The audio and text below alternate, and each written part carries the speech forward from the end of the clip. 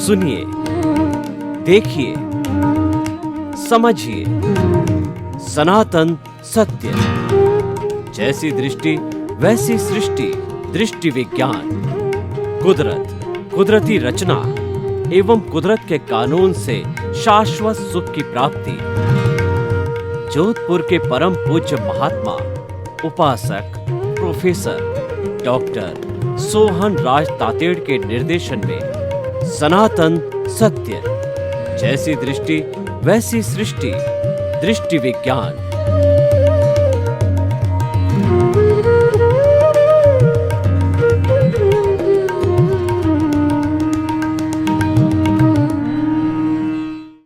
भाई और बहनों, मातृशक्ति को नमन। स्टूडियो में आपका हार्दिक स्वागत है, अभिनंदन है, सत्कार है। आत्मविज्ञान, साइंस ऑफ द सोल कार्यक्रम के अंतर्गत हम आपको राइट विजन, राइट थिंकिंग के तहत आपको सकारात्मक सोच देते हैं। आपके अज्ञान को मिटाकर हम ज्ञान देते हैं, और ज्ञान भी कैसा, आत्मज्ञान देते हैं। और आत्मज्ञान कैसा जो आपको मुक्ति की ओर ले जाता है, वही हमारे इस जो आत्मविज्ञान कार्यक्रम का लक्ष्य है कि आप आत्मा की प्राप्ति को प्राप्त करें, आप स्वभाव में रमण करें। ये सारा कार्य हम अलग अलग एपिसोड्स के माध्यम से करते हैं। तो आज का हमारा एपिसोड है मोक्ष मंजिल। बहुत ही सुंदर एपिसोड है। ये हमारा टारगेट है, ये हमारा लक्ष्य है। मोक्ष जो मंजिल है, हमारी मंजिल है। इसका हम बहुत सांगोपांग रूप से अध्ययन करेंगे। देखिए, हमारी भारतीय संस्कृति की एक लाइफ स्टाइल है। उस लाइफ स्टाइल में, भारतीय संस्कृति में काम, अर्थ, धर्म और मोक्ष की बात की गई। मैं इसको थोड़ा हाईलाइट करूंगा कि काम जो है व्यक्ति के शरीर की आवश्यकता है। ये हमारा शरीर है, उसमें हम भोजन करते हैं और इसके अंदर भोजन करना जरूरी होता है। शरीर को टिकाए रखने के लिए हमें प्राण शक्ति की आवश्यकता होती है। वो प्राण शक्ति जो हमारे भोजन से, पानी से, अग्नि से और शुद्ध वायु से प्राप्त होती है। इसके द्वारा विटालिटी बनती है, प्राण ऊर्जा बनती है। इसको करण वीर्य कहते हैं। और इससे हमारा मन, वचन, काया रूपी ये शरीर है, ये तीनों बैटरियां चार्ज होती है और हम अपना सारा कार्य जो है व्यवहार जगत का करते हैं। तो ये जो विटालिटी आने के साथ साथ में शरीर के अंदर कामुकता आ जाती है। शरीर के अंदर सप्त धातु पैदा होती है। हम भोजन करते हैं, उस भोजन के पचने के साथ साथ में सबसे पहले रुधिर बनता है, उसके बाद में मांस बनता है, उसके बाद में और थोड़ा गहरा होकर के मेद बनती है, मेन के बाद में मज्जा बनती है, और मज्जा फिल्टर होते होते वीर्य बनता है। ये सप्त धातु है। सबसे कीमती चीज वीर्य है, और वीर्य से उत्पत्ति होती है, और वीर्य के द्वारा ही व्यक्ति में कामुकता होती है। शरीर की आवश्यक यौवन को प्राप्त होता है तो वीर्य ज्यादा सक्रिय रूप से बनता है, उसका प्रोडक्शन बढ़ जाता है। तो ऐसी अवस्था के अंदर, ये काम की अवस्था के लिए हमारे समाज में एक व्यवस्था, शादी ब्याह की व्यवस्था होती है कि बच्चा जब एक लड़की 21 साल की, 18 साल की, और लड़का जब 21 साल का हो जाए, उसके बाद में वैधानिक रूप से वो शादी करके और अपना स्वदार संतोष कर सकते हैं और अपने परिवार को बढ़ा सकते हैं।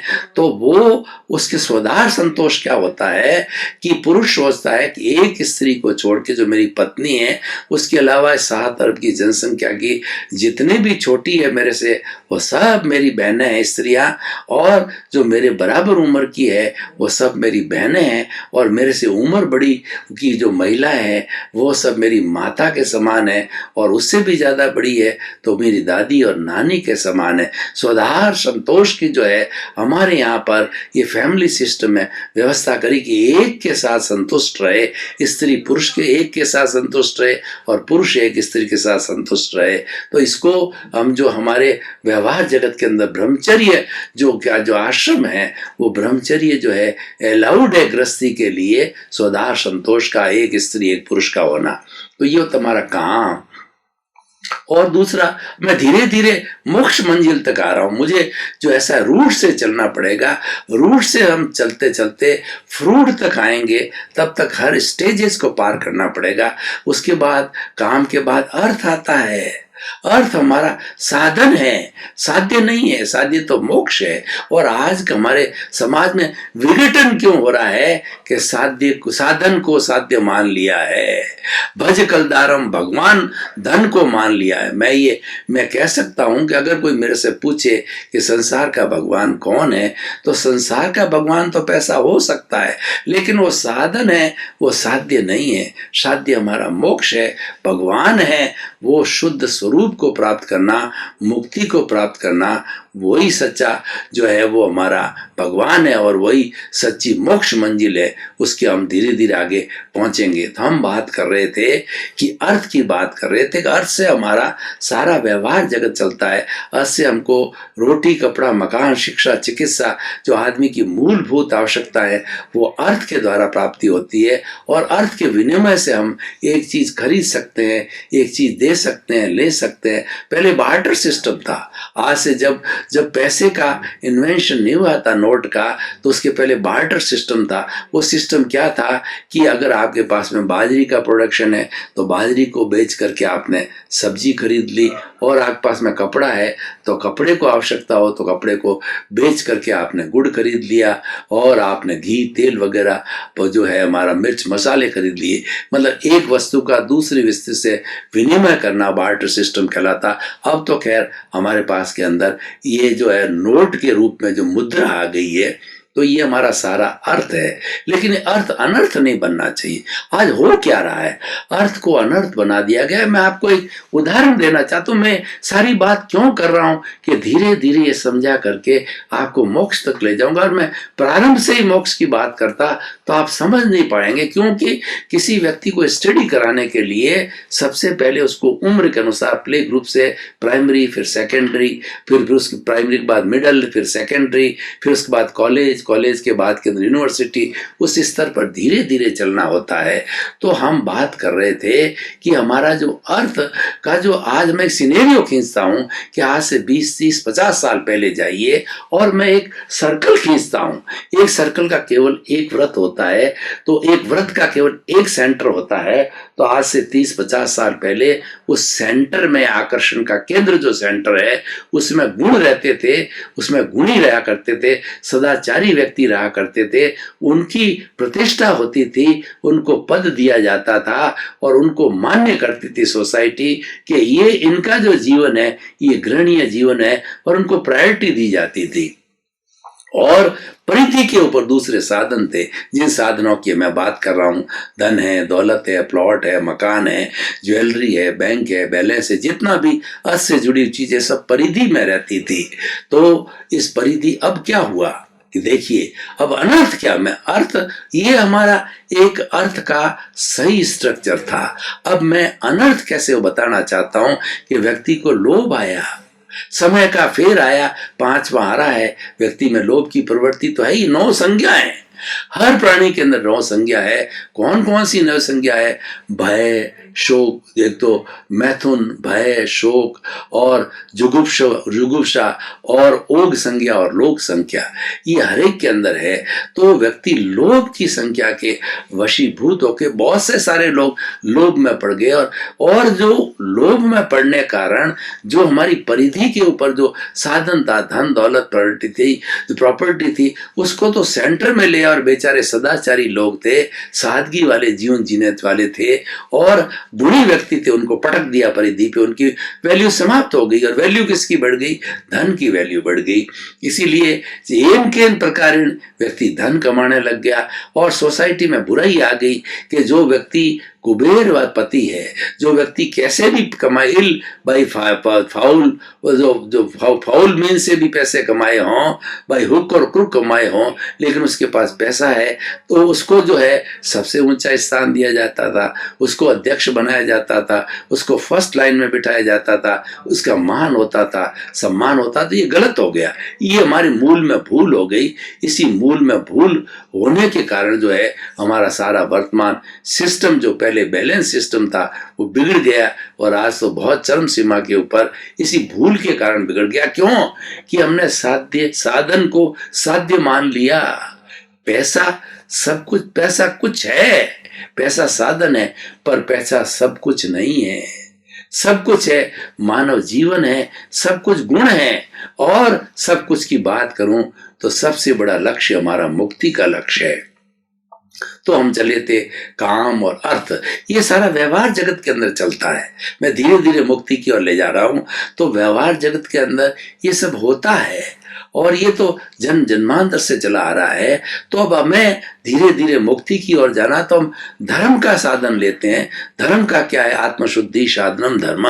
हम अपने स्वभाव रमण के लिए धर्म का सहारा लेते हैं और स्वभाव में जाकर के जो है मुक्ति की बात करते हैं। तो ये हमारा जो धर्म है, धर्म की अपने आप में बहुत बड़ी परिभाषा हो सकती है। धम्मो मंगल मुक्ति टंग अहिंसा संयमो तमो। धर्म एक उत्कृष्ट मंगल है। कौन सा उत्कृष्ट मंगल का धर्म?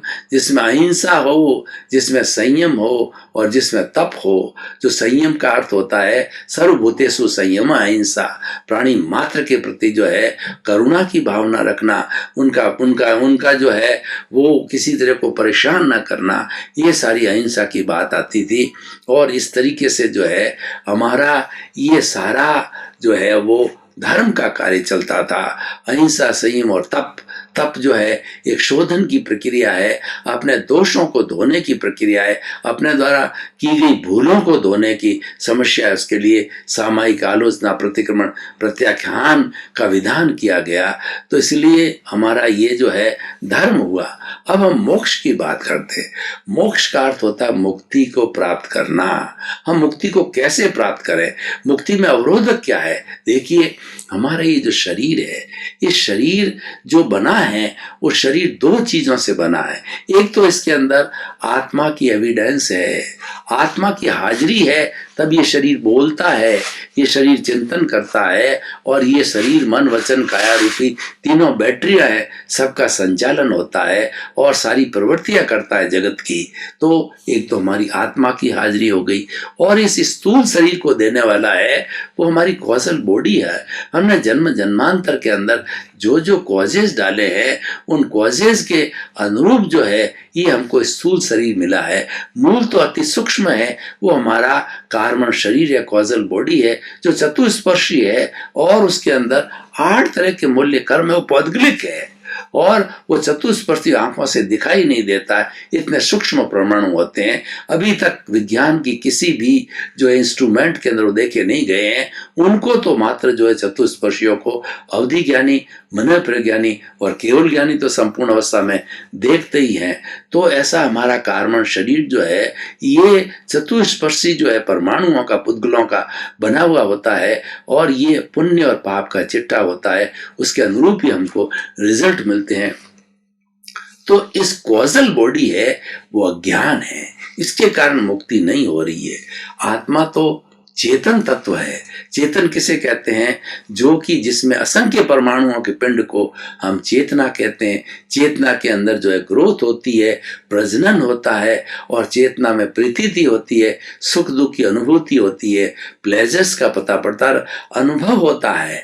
वो सारी चेतना के 9 कैरेक्टरिस्टिक है, जिसको विज्ञान भी उससे सहमत है, और विज्ञान ने भी इस कारण जो है वो चेतना आत्मा तत्व को भले मत माने, लेकिन कॉन्शियसनेस को कहा है तो कॉन्शियसनेस कहिए, आत्मा कहिए, उसके 23 नाम है। कुछ किसी भी नाम से पुकारा, भाव एक ही हमारा आत्म पक्ष का भाव है। और दूसरा ये जो शरीर है ये जड़ है, ये वर्ण गंध रस स्पर्श वाला है, और ये गलन मिलन धर्मा है। ये पैदा होता है, फिर जो है ये बूढ़ा होता है, और फिर ये चला जाता है, फिर नया जो है जन्म के अंदर नया शरीर धारण करते हैं। तो ये तो हमारा जन्म जन्मांतर का चलता ही रहता है। प्रश्न ये है कि हम क्या चाहते हैं, हमारी मंजिल क्या है? ये मंजिल की बातें मनुष्य जीवन में ही की जाती है। पशु पक्षी अपनी मंजिल को नहीं समझता, क्योंकि पशु पक्षियों के पास में डेवलप्ड बुद्धि नहीं है, मन नहीं है, चित्त नहीं है, और साथ साथ के अंदर उनका जो है सारा अवचेतन मन भी और चेतन मन भी इतना डेवलप नहीं, वो इतनी बात कर नहीं सकता, समझ नहीं सकता है, उसके समझ के परे है, उसमें विवेक नहीं है। तो केवल ये मनुष्य में ही है। तो मनुष्य के अंदर जो है ही इन चीजों को प्राप्त कर सकता है, वही अपनी मंजिल बना सकता है। तो हमारी भारतीय संस्कृति ने जो मंजिल बनाई है, हमारा गंतव्य बनाया है प्राणी मात्र का, वो मुक्ति मुक्ति का है कि what is the ultimate goal, what is the sanatan sukh, what is the शाश्वत सत्य क्या है, वो सनातन सत्य क्या है और सनातन सुख क्या है, वो है मोक्ष। क्योंकि मोक्ष ऐसी जगह है, मुक्ति ऐसी अवस्था है जिसमें हम अपने स्वभाव में रमण करते हैं। और स्वभाव क्या है, वह अशरीरी है। जो शुद्ध मूल आत्मा है वह अशरीरी है, वह अनंत ज्ञान वाला है, वह अनंत दर्शन वाला है, अनंत शक्ति वाला है, अनंत सुख का धाम है। और उसके साथ साथ के अंदर वह जो है वो किसी अव्यबाद है, वो टंकोत्कीर्ण है, वह किसी को कष्ट देने वाला नहीं है। तो इस तरीके से हमारे स्वभाव में जो रमण करना है, और जब डिटैच हो जाता शरीर, ये कॉजल बॉडी सारी समाप्त होकर के जीरो हो जाती है।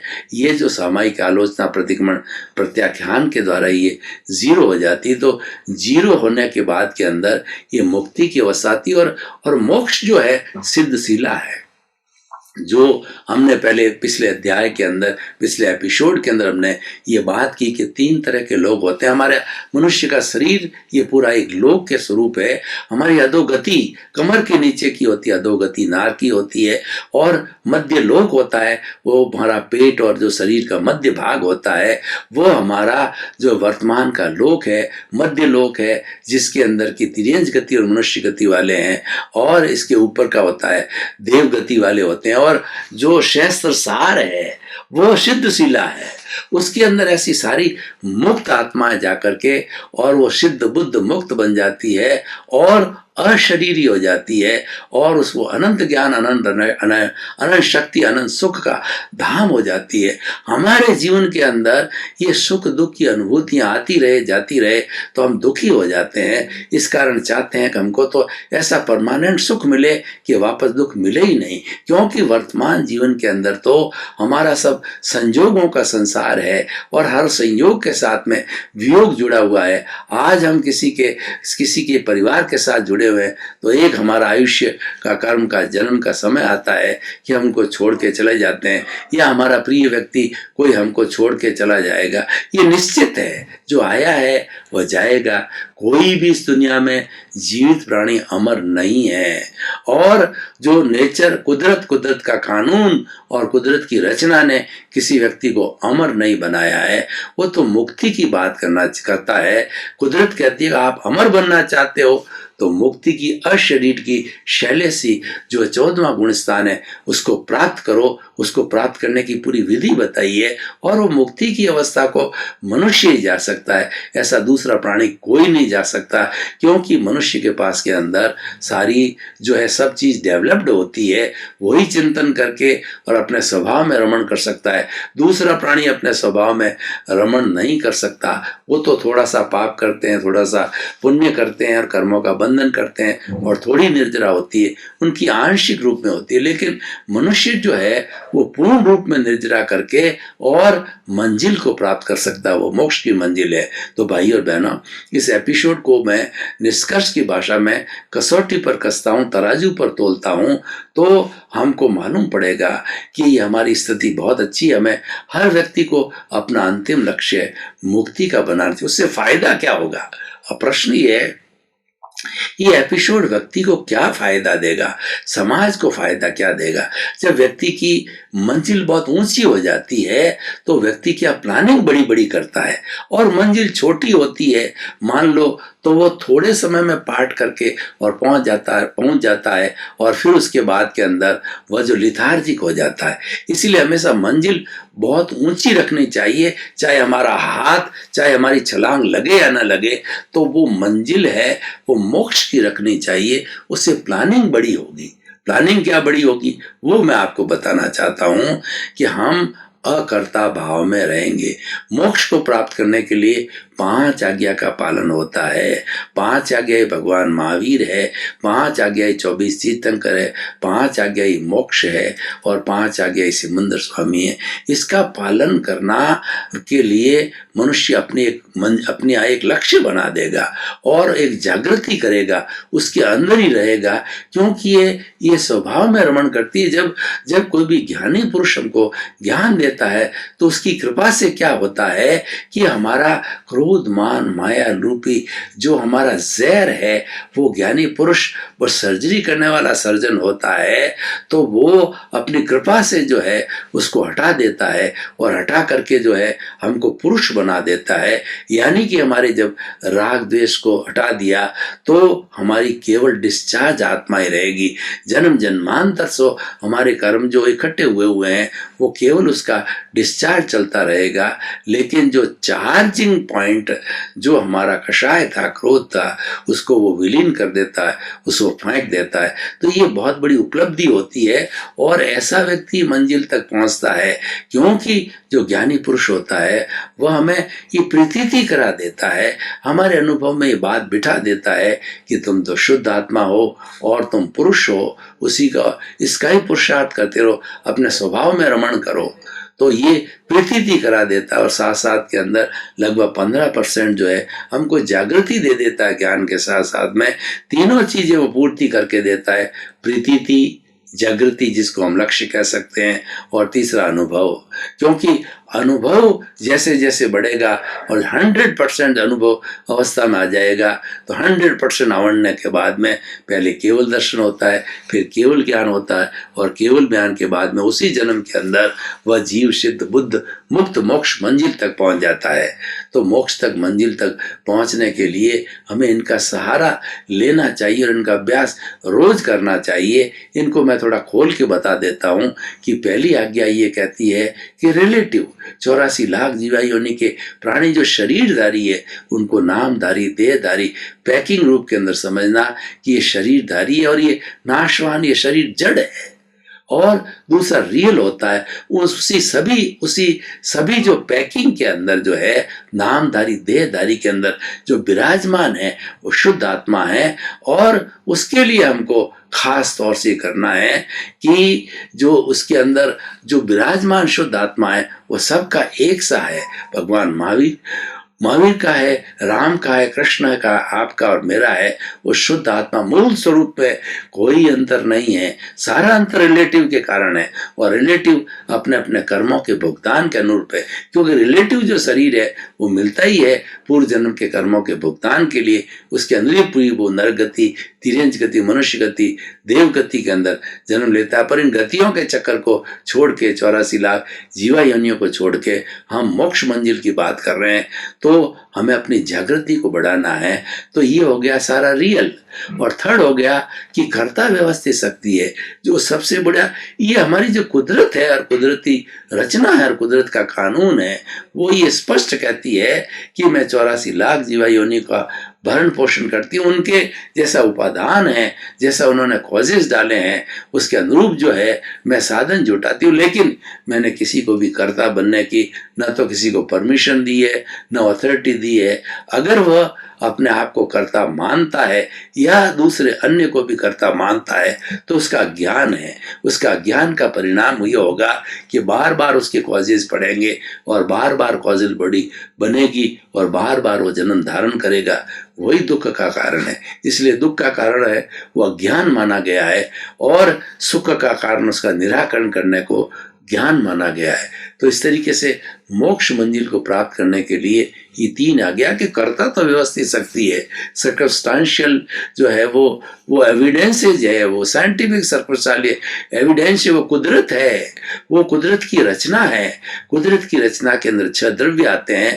पहला होता है कि जीव, दूसरा होता है जीव जड़ जो शरीर है, और तीसरा होता है कि जीव अजीव कोई भी मोशन, जैसे मेरा शरीर हिल रहा है या मेरे भीतर के अवयव काम कर रहे हैं तो ये मोशन तत्व काम करा रहा है। और जब ये स्थिर हो जाते हैं, मेडिटेशन करते हैं, हम स्थिर हो जाते हैं तो जड़ या चेतन कोई भी स्थिर होता है, वो रेस्ट की अवस्था होती है। और 5वां होता है टाइम मैनेजमेंट होता है। भाई और बहनों, आपका बहुत बहुत धन्यवाद।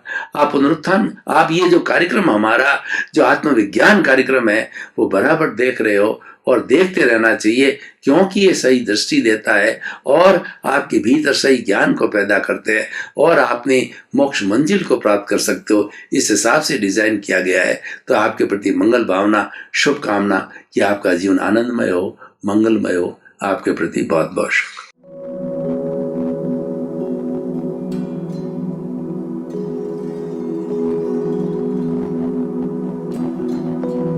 एक ऐसा अंतर्राष्ट्रीय ख्याति प्राप्त मानव जो गुरु प्रेरणा से पिछले 20 वर्षों से वानप्रस्थ जीवन जीते हुए 24 घंटे मानवता की सेवा में संलग्न है। एक ऐसा मानव जो अभी राष्ट्रीय, अंतर्राष्ट्रीय टीवी चैनलों पर 7,500 एपिसोड के माध्यम से सनातन सत्य, आत्मविज्ञान एवं पुनरुत्थान व्यवहार एवं निश्चय जगत के जीवनोपयोगी विषयों पर हृदय स्पर्शी प्रवचन कर चुका है। उस मानव का नाम है महात्मा उपासक प्रोफेसर डॉक्टर सोहन राज तातेड़। प्रोफेसर तातेड़ द्वारा योग, दर्शन, शिक्षा विषयों पर रचित पीएचडी स्तर के 250 शोध ग्रंथ भारत के 100 प्रतिष्ठित विश्वविद्यालयों में शोधार्थी पढ़ रहे हैं तथा वे सभी शोध ग्रंथ वहां की सेंट्रल लाइब्रेरियों में उपलब्ध हैं।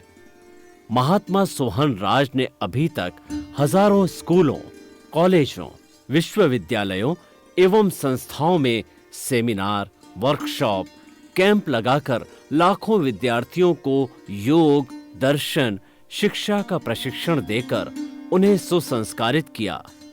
डॉक्टर तातेड़ ने भारतीय संस्कृति उत्थान के 4000 से अधिक समसामयिक विषयों पर आर्टिकल लिखकर ऑनलाइन जर्नल, पत्रिकाओं, वेबसाइट्स पर प्रकाशित किया, जिसका उपयोग लाखों पाठक कर रहे हैं। उपासक तातेड़ के 5000 से अधिक आज का सुविचार, आज का शुभ संदेश, आज का मंगल भावना योग आदि चिंतन websites, Twitter, blogger, Facebook, YouTube माध्यमों से लाखों लोग अपना जीवन निर्माण कर रहे हैं। मानवता के मसीहा ऐसे महामानव महात्मा सोहन राज तातेड़ के प्रोफाइल को अभी तक विश्व के 20 लाख दर्शक यूट्यूब पर, 12 लाख गूगल पर एवं लाखों दर्शक फेसबुक, ब्लॉगर, ट्विटर और इंस्टाग्राम पर देख चुके हैं।